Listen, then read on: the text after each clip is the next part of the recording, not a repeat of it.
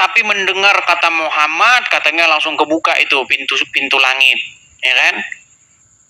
Nah, begini cerita itu, tapi itu kita nggak usah masuk situ lah, nanti kayak nonton film Sun Gokong. Gini lah. Ketika kita membaca cerita itu, di situ dikatakan Muhammad tuh ketemu sama Allah. Lalu Muhammad itu diperintahkan untuk sholat 50 kali. Bener gak? Iya. Coba Bang, sekarang kita hitung-hitungan ya. Kita pakai dulu. Kita mau serius dulu hitung-hitungan. Ini Allah ini agak lain. Kenapa saya bilang agak lain? Gini, coba Bang, dalam satu kali sholat berapa waktu yang Anda butuhkan? Dari ambil air wudhu, ya kan? Kemudian persiapan, ambil sajadah dan lain sebagainya, sampai Anda selesai itu kurang lebih berapa waktu yang Anda perlukan dalam menjalankan satu kali sholat? Paling ya 5 menit cukup lah. Kapan wudhu? Enggak wudhu ah? Enggak wudhu. Cepet-cepetan pokoknya Bang. Gini Bang sholatnya. Bang, kalau sholat, iya gini, kalau Anda sholat, Anda kan harus mempersiapkan diri dulu. Belum kalau rumah Anda di masjid, bener gak? Belum kalau Anda sholatnya ke masjid, iya nggak? Ya. Apa sholat, boleh nggak sholat nggak usah di masjid terus? Dari Pak maghrib, azhar, di rumah aja nggak pernah sholat ke masjid, boleh nggak? Nggak boleh. Ya iya, harus ke masjid. Masa Anda mau jalan? Dulu belum ada motor Bang. Dulu jarak masjid tuh masih jauh-jauh. Jangan hitungnya zaman sekarang, hitungnya di zaman Muhammad. Gitu loh. Jangan pikir Muhammad hidup di abad 21. Ayo kita pakai logika ya, ini. Kalau misalnya kita bikin 20 menit gimana? Oke, Cecil, coba. Sekitar 20 menit. 20 menit ya. Allah minta berapa kali, Bang? 50. 50 kali 50. 20 menit kali 50 kali. Itu ada 1000 menit. Bayangin, 1000 menit dibagi jam ya, bagi 60. 16 jam, Bang. Sehari berapa jam, Bang? 24. Sehari 24 dikurangi 16. Sisa berapa, Bang? Sisa 8 jam. Orang perlu tidur nggak, Bang?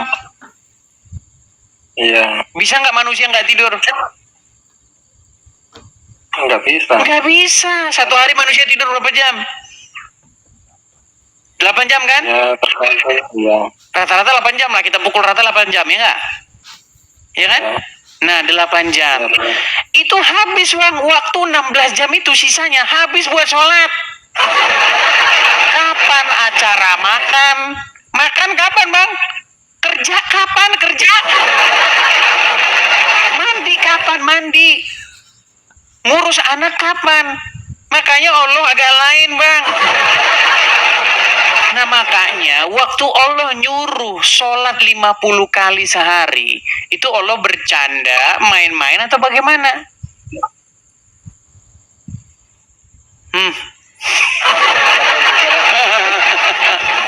Nah, itu perkara yang pertama.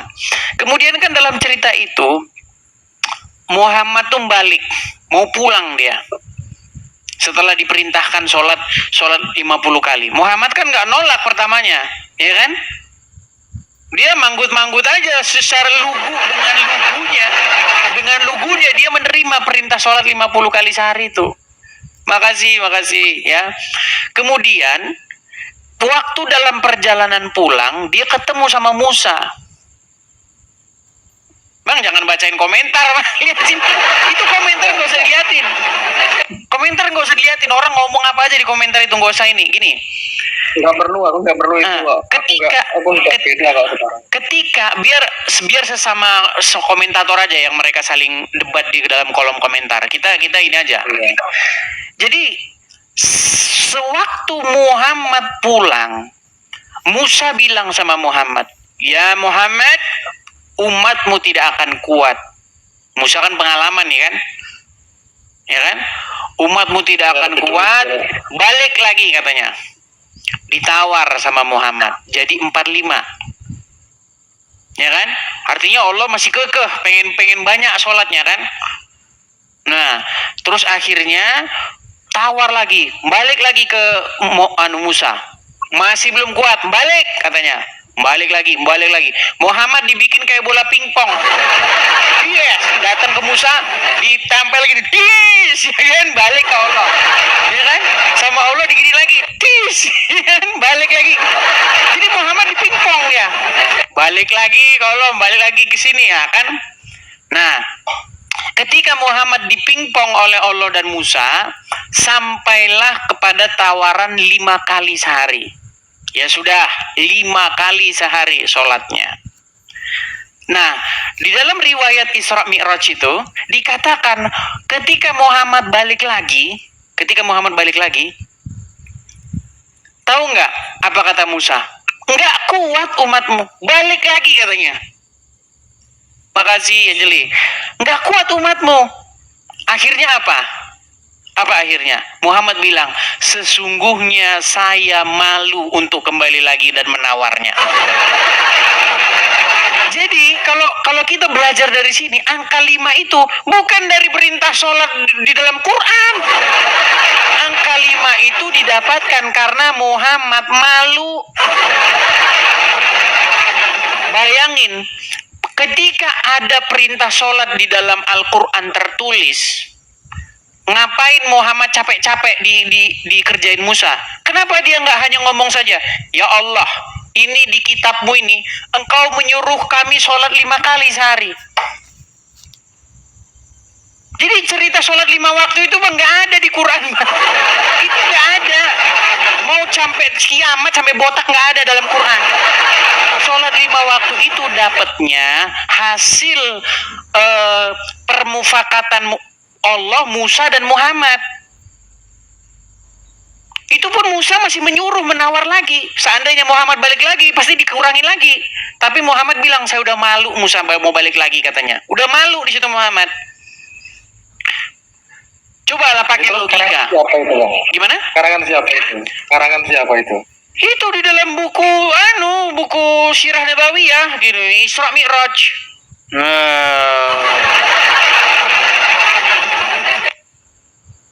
Iya, cerita Isra Mi'raj kayak gitu. Jangan lagi itu waktunya, Bang. Itu waktu itu diukur dengan matahari itu gimana itu? Kan tidak mencakup untuk seluruh manusia kalau diukur dengan matahari itu. Gimana itu? Gini, maksudnya begini Bang. Artinya, kata-kata sholat 5 waktu itu memang tidak ada dalam Al-Quran. Sholatlah kamu 5 waktu, jalankanlah sholat 5 waktu, nggak ada. Bahkan perintah sholat yang katanya begini itu juga nggak ada di Quran Bang. Nggak ada. Selama ini Bang Muhammad tuh udah dikerjain dengan slogan fana yang mengatakan Quran tuh lengkap.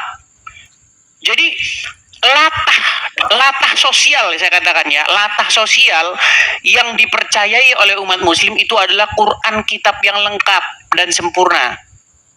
Padahal itu bohong terbesar sepanjang sejarah Bang. Dia nggak membaca isinya. Iya, kalau memang Quran itu kitab yang lengkap, memberi penjelasan, nggak mungkin orang Islam berbondong-bondong baca buku kitab karangan ulama. Selama saya debat dengan orang Muslim, Qurannya jadi pengangguran Bang. Quran tuh jadi kitab yang paling pengangguran. Yang dibuka kitab karangan ulama kok. Menurut ulama.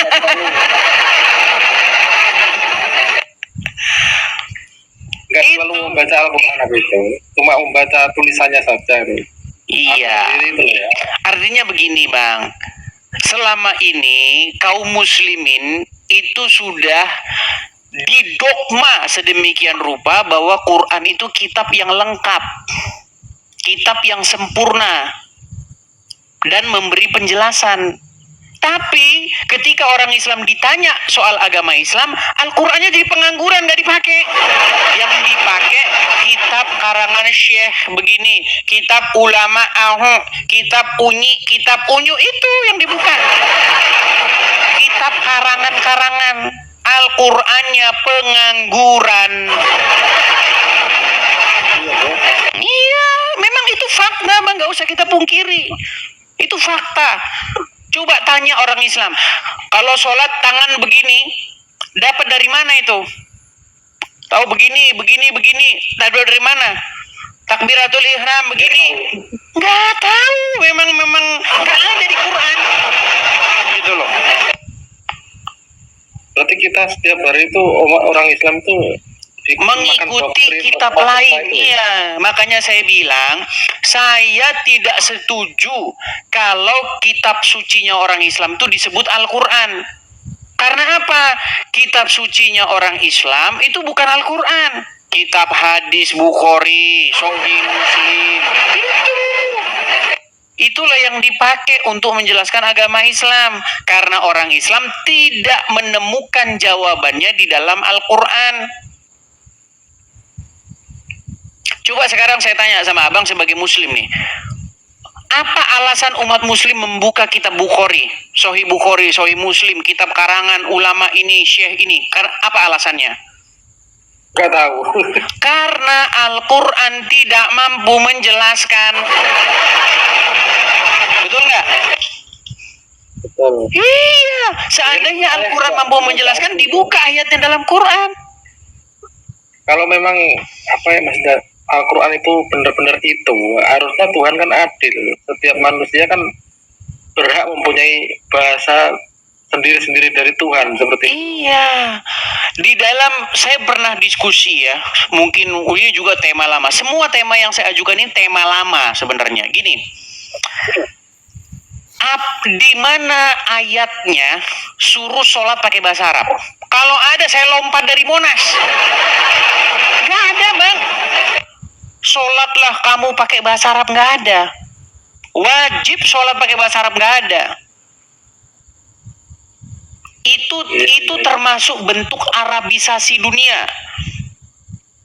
Dulu ya Bang ya, bangsa Romawi Yunani itu melakukan penjajahan budaya, makanya ada Helenisme untuk menghelenisasi seluruh dunia.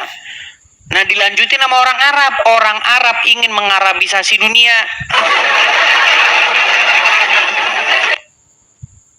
Gitu loh. Mereka ingin menjajah budaya dengan cara apa? Dengan cara memaksakan orang pakai bahasa mereka. Gitu.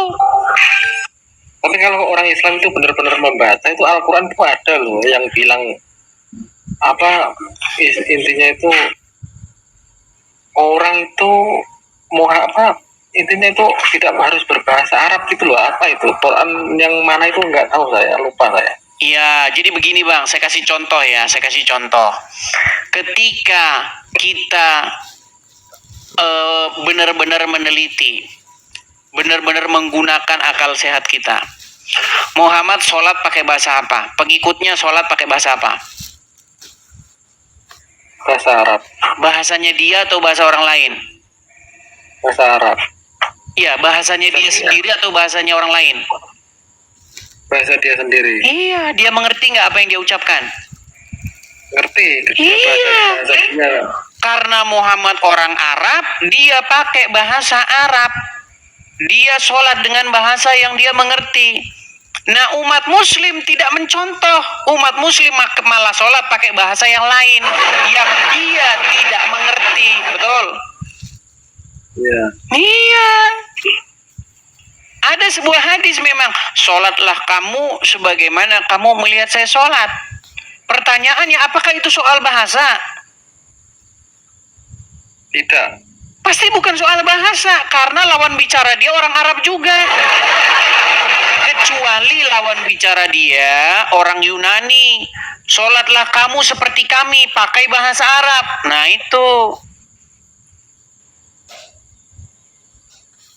Iya, begitu. Lagi pula, kalau kita benar-benar meneliti Bang, di dalam riwayat itu kan dikatakan sholatlah kamu sebagaimana kamu melihat saya sholat, betul? Betul. Coba sekarang saya tanya, abang muslim sholat? Sholat Mengucapkan nggak? Tahiyat nggak? Tahiyat awal, tahiyat akhir. mengucapkan. Coba tahiyat awal gimana? Ya Arabnya ya Bang. Arabnya coba. Tahiyatul mubarakatuh sholawatut thayyibatulillah. Seperti itu. Oke, tahiyat akhirnya? Tahiyat akhirnya disambung dengan kama sholaita itu ya. Assalamu alayka ya ayuhan nabiyu, betul? Ya betul. Coba diingat-ingat dulu. Assalamu alayka ya ayuhan nabiyu, betul nggak? Ayuhan Nabi warahmatullahi wabarakatuh. Oke, coba apa artinya? Apa arti assalamu alayka ya ayuhan nabiyu? Artinya kurang lebih itu memberi salam kepada para nabi gitu ya. Bukan kepada para nabi. Assalamu alayka, tahu nggak artinya apa? Ya kepada nabi itu. Bukan artinya, terjemahannya. Kurang mengerti. Ya, gawat kan? Karena orang Islam bang, assalamualaikum itu artinya permisi bang. Iya. Contoh, assalamualaikum, tok tok tok tok tok. Artinya permisi. Kalau mau pergi juga begitu. Assalamualaikum. Permisi. Padahal arti assalamualaikum itu bang, artinya bagus bang. Assalamualaikum itu artinya bagus. Salam sejahtera atas engkau. Damai sejahtera ada padamu. Selamat sejahtera ada padamu. Itu arti assalamualaikum. Tapi gara-gara orang Islam memikirkan itu artinya adalah permisi, makanya mengucapkannya begini. Nah itu. Padahal artinya adalah damai sejahtera turun atasmu. Nah, di dalam at-tahiyat ketika Anda sholat, Anda mengucapkan assalamu alayka ya ayuhan nabiyu, betul nggak? Betul. Artinya salam sejahtera atas engkau wahai nabi. Kata ka, bedanya ka dengan kum. Kalau ka itu engkau satu orang. Ya, assalamu alayka itu damai sejahtera atasmu satu orang. Tapi kalau assalamu alaikum, damai sejahtera atasmu banyak orang, kalian. Kalau kum itu jamak, kamu banyak, tapi kalau ka itu kamu satu orang. Nah, jadi ketika Anda mengucapkan assalamu alaika ya ayuhan nabiyu, artinya salam sejahtera atas engkau wahai nabi. Menjadi pertanyaan besar. Waktu Muhammad sholat, apakah Muhammad ngomong gitu? Coba pikir pakai logika. Kalau yang saya tahu seperti itu Bang. Kalau Muhammad sholat dia ngomong kayak gitu sama siapa? Assalamualaikum ya wahai nabi. Masa dia ngomong sama rohnya sendiri? Makanya saya bilang semuanya kalau kita teliti bang, semuanya hanyalah cerita nggak jelas. Gitu loh. Bagaimana mungkin kita bisa percaya bahwa sholat yang dilakukan oleh umat muslim itu seperti yang dilakukan Muhammad? Waktu Muhammad sholat dia sholawatan nggak bang? Allahumma sholli ala Muhammad. Dia ngomong gitu nggak? Saya tahu. Yang saya tahu. Masa dia ngomong, ya Allah, limpahkanlah kesejahteraan atas Muhammad dan keluarganya dia. Masa dia ngomong dirinya sendiri dia? Ya Allah, limpahkanlah kepada keluarganya Muhammad. Dianya sendiri Muhammad gimana? Juga sekarang saya tanya, Muhammad selawatan nggak? Nggak tahu. Tapi ada Quran yang bilang Muhammad itu bukan bapak seorang anak gitu. Iya. Mau dikatakan di dalam surat Al-Ahzab ayat 40, "Makana Muhammadun aba ahadim mir rizalikum." Muhammad itu bukanlah bapak dari seorang laki-laki pun di antara kalian. Jadi Muhammad itu bukan bapak satu pun dari laki-laki di antara kalian. Zaman sekarang orang banyak ngaku-ngaku keturunan Nabi. Muhammad itu bapak saya, bapak mau saya itu turunan Nabi, turunan Muhammad. Dan orang Indonesia kalau ketemu orang yang ngaku Habib, turunan Muhammad, cium tangannya, cium tangannya, bekas cucian kakinya diminum.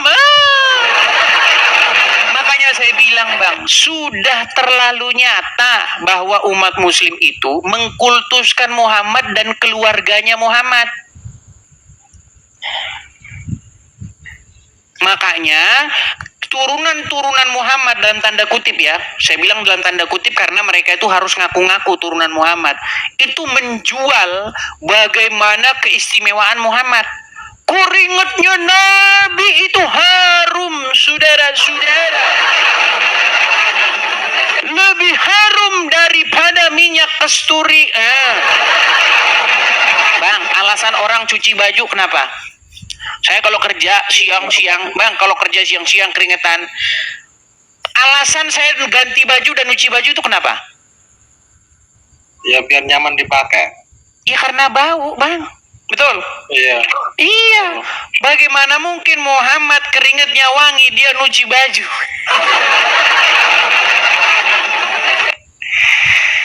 Bang, ini yang orang-orang yang menyebutkan turunan Nabi ini, setiap hari mereka menjual ceramah keistimewaan Muhammad. Sampai ada yang terakhir saya lihat kemarin itu, kalau ada ulama gila katanya, ulama kena penyakit gangguan jiwa, dia tidak jadi ulama lagi katanya. Tetapi kalau ada turunan Nabi gila, dia tetap Habib katanya. Habib.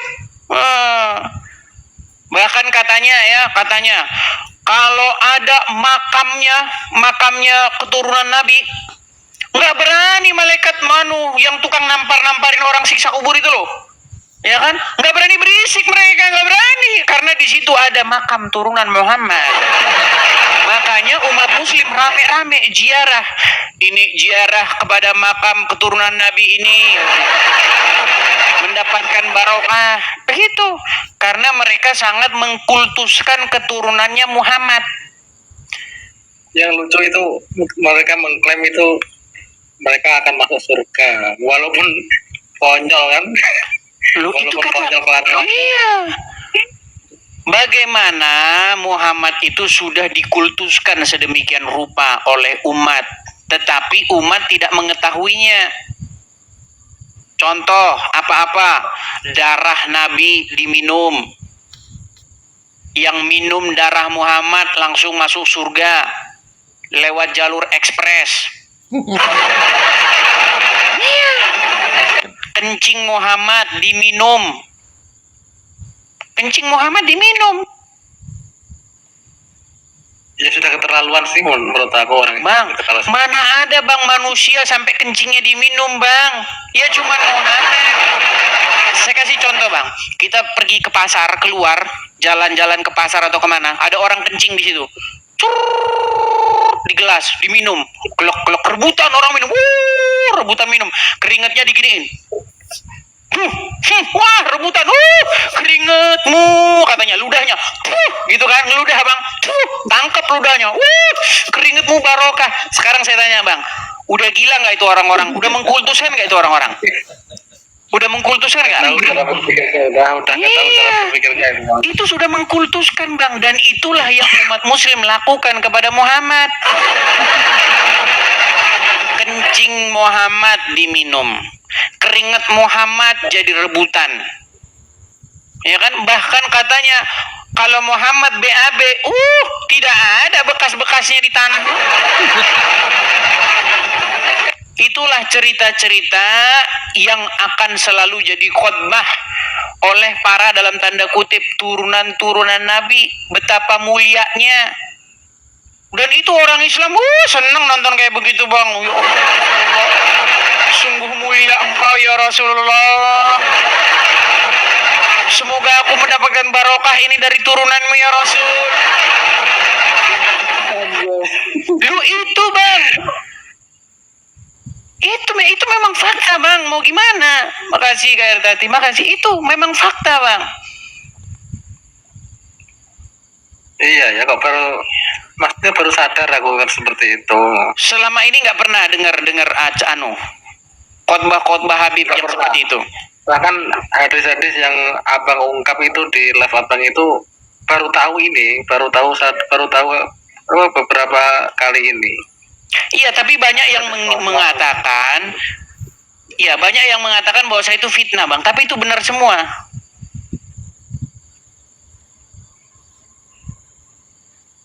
Bahkan saya sampai berpikir kok iya ya, masa ini hadis ini bikinan siapa kok, atau nggak ada sumbernya atau gimana gitu. Sampai berpikir seperti itu. Karena kan yang saya tahu kan nggak seperti itu yang di masyarakat seperti ini sekarang. Semuanya itu serba mengidolakan lah gitu, seperti itu. Iya. Kemuliaan keturunan Nabi itu sudah luar biasa, Bang. Dan itu ditentang oleh umat muslim zaman sekarang. Pertanyaan tentang apakah ada keutamaan nasab. Baik.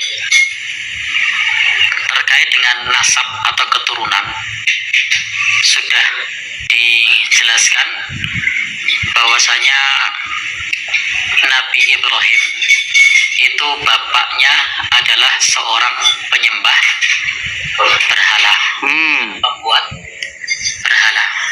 Dan ternyata Nabi Ibrahim adalah seorang bapak para nabi, sehingga kekufuran itu tidak diwariskan.